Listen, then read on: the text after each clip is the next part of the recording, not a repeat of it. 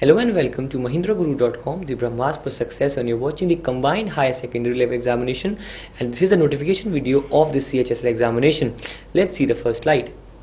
The examination will consist of a written examination and skill test for the post of data entry operator and written test and typing test for the post of postal assistant and sorting assistant PASA and lower division clerk on computer.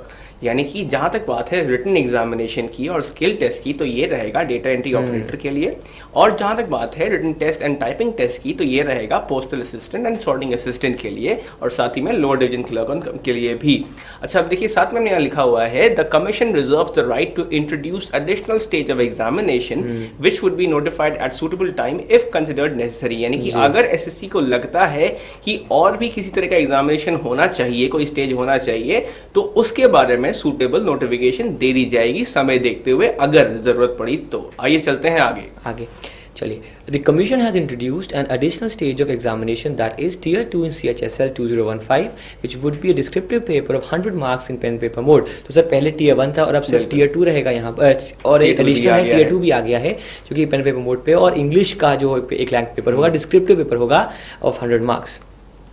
Okay, अब देखिए वो जो paper होगा descriptive वाला, उसके लिए यहाँ पर कुछ हमारे पास बिंदु है। The duration of the paper would be for 1 hour, यानी कि 1 घंटे का रहेगा ड्यूरेशन।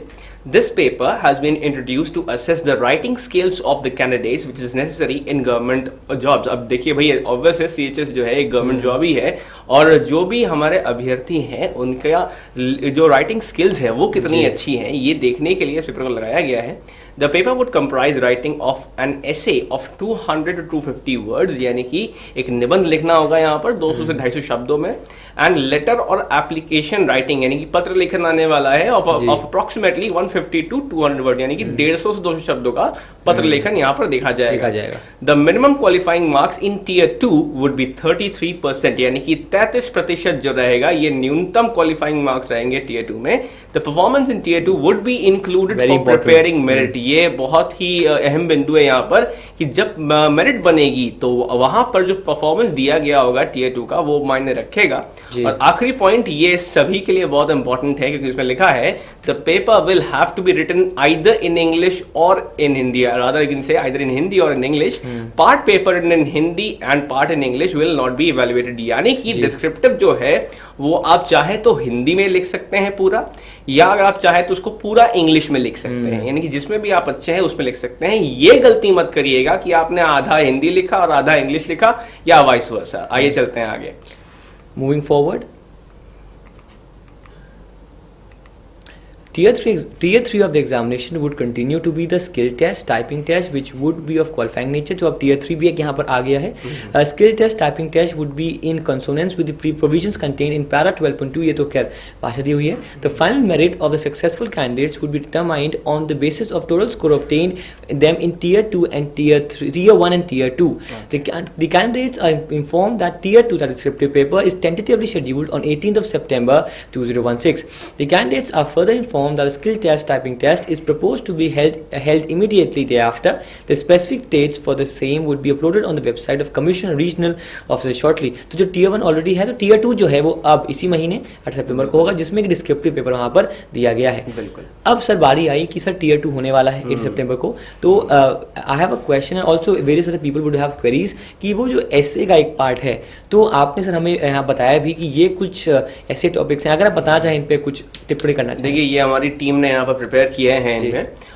पोकेमॉन गो देखिए बहुत ही एक रीसेंट गेम है और बहुत ही ज्यादा जैसे बोलते हैं रेज पे है ये गेम, और इसी के ऊपर असल में ये देखा भी गया था एग्जामिनेशन में SBI PO में, जहाँ तक मुझे अच्छे से याद है। तो इसीलिए देखिए उसको भी हमने यहाँ पर रखा है, पोकेमॉन गो एंड एडिक्शन के तौर पर हमने यहाँ दिखाना चाहा है। GST जो कि बहुत ही अहम बिल हो रखा है इस टाइम पे, इस एक के बाद एक से इसको पास कर रहे हैं। गवर्नमेंट ऑफ इंडिया का बहुत ही एम्बिशियस प्रोजेक्ट है ये।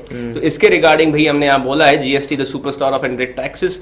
ब्रेक्जिट सबको पता ही है, रिसेंटली की एक घटना पे आधारित है, हालांकि अब उतनी रिसेंट नहीं रही लेकिन तब भी अहम जरूर है। तो इसीलिए ब्रिटेन एंजॉय योर सॉरो।